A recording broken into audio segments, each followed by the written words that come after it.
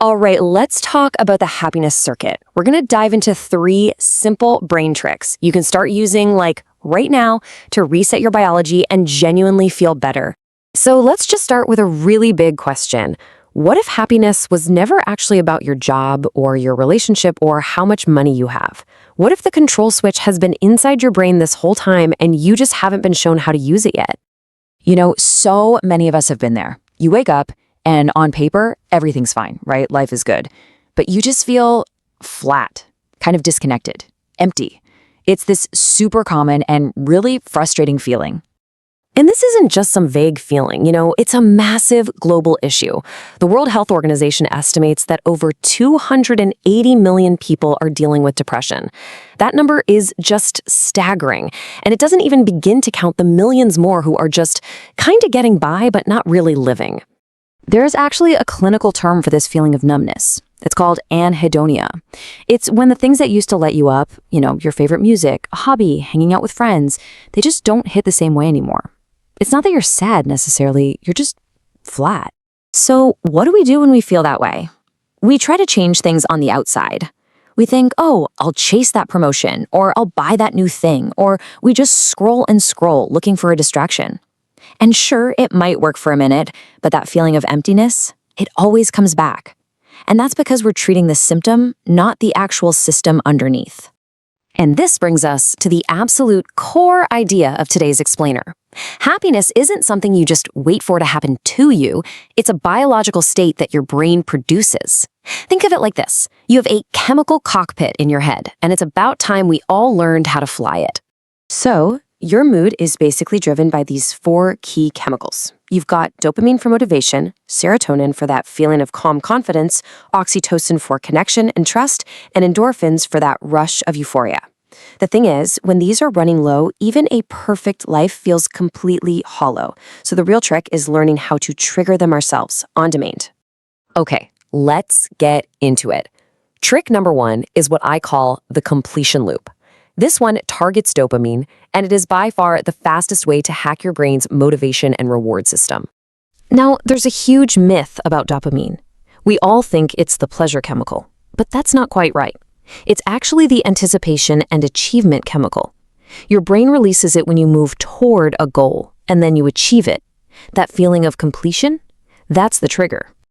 And here's the brilliant part. Your brain, it doesn't care if you just closed a $1 million deal or if you just made your bed. Seriously, completion is completion. So here's the action plan. First, find a tiny task, a micro task, something that takes less than 2 minutes. Second, do it right now. Feel that little lift? That's a dopamine hit.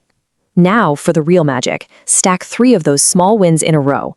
You can actually create a noticeable mood shift in under 10 minutes. All right, on to our second trick. This one is called the witness effect. And it's all about generating serotonin, that lovely chemical of calm confidence, but doing it from the inside out.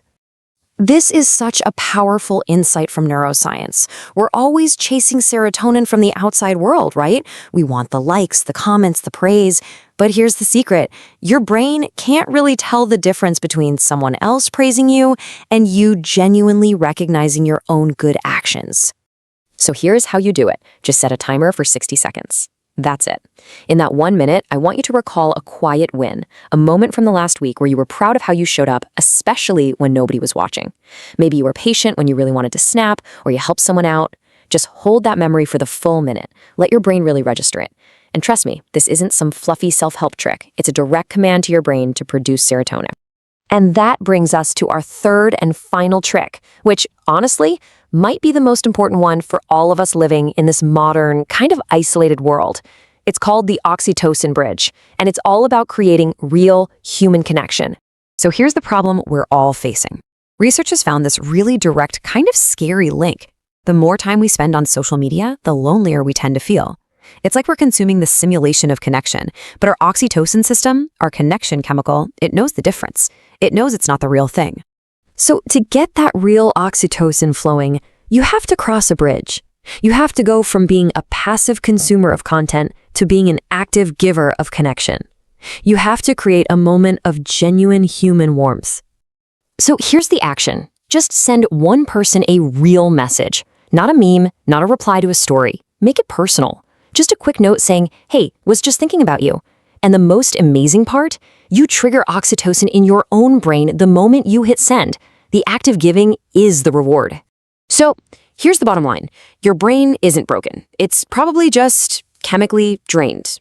Think about it. We've become so efficient that we've engineered out the very things that used to keep us balanced, like real physical laughter, which researchers at Oxford found triggers endorphins just like light exercise. We've replaced that with being productive. But the good news is you have the controls.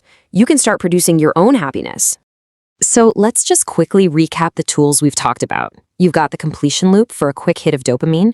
You have the witness effect to build that internal confidence with serotonin.